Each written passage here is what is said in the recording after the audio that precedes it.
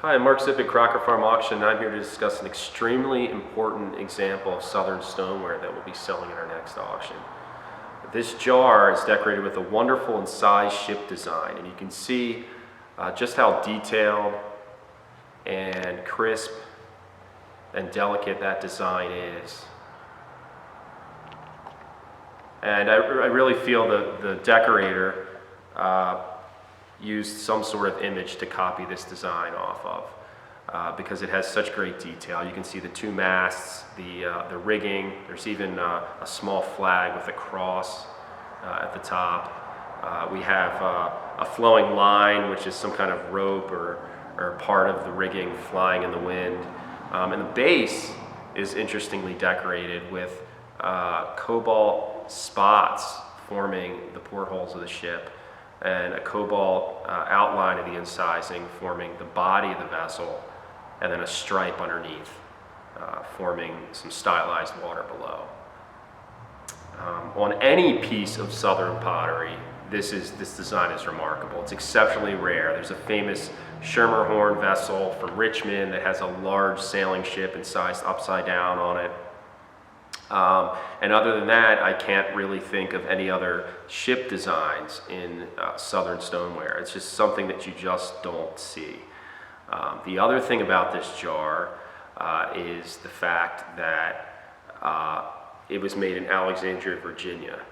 Now, Alexandria, Virginia was a major potting town, of course, right outside of DC, and one of the premier potters during its early years was John Swann, and that's his mark at the top right there.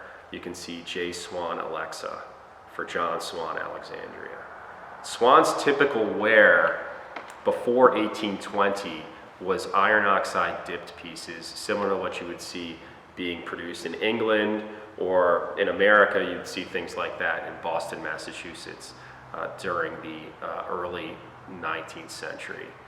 This piece, however, is remarkably decorated, not only in its incising, but the fact that it has this wonderful bold cobalt filling it out. Swann placed an advertisement in 1820 that he had greatly improved his wear and that it was available at cheaper prices than Baltimore stoneware. And so it is generally accepted that that was the time in which Swann not only started impressing his pieces with a maker's mark, in this case J. Swann Alexa, the only mark he ever used, but also started cobalt decorating his wear. Now, as cobalt decorated pieces, you would find, when you do find them, because they're quite unusual, you'll see things like this. You'll see simple floral motifs based on Baltimore designs, 2 clovers, 2 small flowers. Occasionally, you'll find a more elaborately decorated swan jar. To find a piece incised is truly remarkable. This is the only incised piece of Southern stoneware that is signed and has a ship on it that we're aware of. And it is only the second piece of signed Alexandria stoneware with any sort of incised design that we've seen. There's a great piece in the Smithsonian, a great big water cooler that has some incised decoration that's really a fabulous, iconic piece that we always thought was the only piece of incised Alexandria stoneware ever made. However, this piece has emerged, and the ship no doubt speaks to the fact that Alexandria was a major port city.